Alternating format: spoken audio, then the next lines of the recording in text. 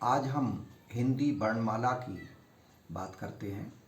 हिंदी वर्णमाला में स्वर और व्यंजन ये दो का महत्वपूर्ण स्थान है।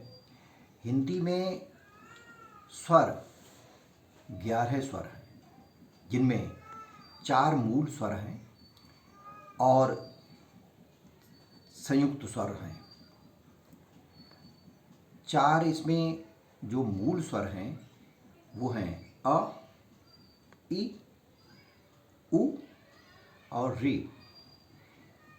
देखा ये जाता है, क्योंकि हमने जिस तरह से शुरू से पढ़ा है या हमारे शिक्षकों ने जिस तरह से हमें पढ़ाया है कि बच्चे या जब बच्चे बड़े हो जाते हैं तो भी वही गलतियाँ दोहराते रहते हैं। तो उसमें जब वर्णमाला सुनाते हैं, वर्णमाला पढ़ते हैं या उसका प्रयोग करते हैं या किसी को पढ़ाते भी हैं बड़े होकर के, शिक्षक बन कर के, तो सीधे से यही कहते हैं छोटा, बड़ा, छोटी, या आ से अनार, आ से आम। तो ये जो पढ़ने की जो पद्धति है, ये आदत है, ये उचित नहीं है, ये ठीक नहीं है। स्वर का उच्चारण वो लघु और दीर्घ, यानी 1 मात्रा काल, 2 मात्रा काल, इसके अनुसार ही होना चाहिए। जो 4 इसमें हिंदी में जो 4 मुख्य स्वर हैं, यानी मूल स्वर जिनको कहते हैं, वो हैं अ, इ, उ और री। और दीर्घ स्वर हैं आ, ई, उ।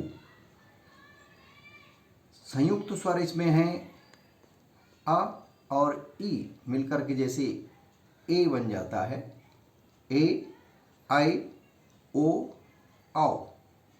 तो ये मुख्य स्वर हैं और 3 मात्राएं होती हैं, यानी 1 मात्रा काल, 2 मात्रा काल और 3 मात्रा काल। 1 मात्रा काल का मतलब है अ, इसको लघु स्वर या ह्रस्व स्वर कहते हैं। आगे चल कर के जब आप कविता लिखेंगे या कविता पढ़ेंगे या छंद को समझेंगे तो इसका विशेष महत्व रहेगा, इसलिए इसे समझना बहुत आवश्यक है। लगता है कभी कभी कि वर्णमाला तो बहुत छोटे बच्चों का काम है, हम क्यों पढ़ें। लेकिन अगर वर्णमाला में या स्वर व्यंजन में उच्चारण में आप अगर अशुद्ध उच्चारण करते हैं तो आगे चल कर के आपकी वो कमी है कभी दूर नहीं होगी, या होगी तो बहुत परिश्रम करना पड़ता है। तो इसीलिए उसी कमी को दूर करने के लिए आज हम ये स्वर पर बात करेंगे और अगली बार अगले वीडियो में हम व्यंजन की बात करेंगे।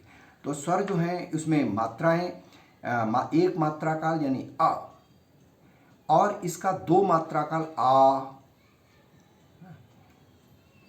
और एक और स्वर होता है वो बहुत कम प्रयुक्त होता है, जो 3 मात्रा काल यानी अधिक देर तक अगर किसी को उच्चारण किया जाए तो वो 3 मात्रा काल होता है, उसको प्लुत स्वर कहते हैं, उसका नाम है प्लुत।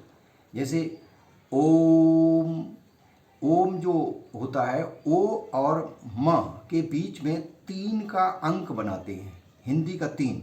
तो उसका मतलब आशय ये है, उसका मतलब है कि ओ को दीर्घ से भी अधिक देर तक यानी 3 मात्रा काल तक उच्चारण उसका करना चाहिए। ओम, उसको इस तरह से नहीं कहे ओम, यानी उसको 3 मात्रा काल, उसके लिए वहाँ पर प्लुत स्वर लगता है।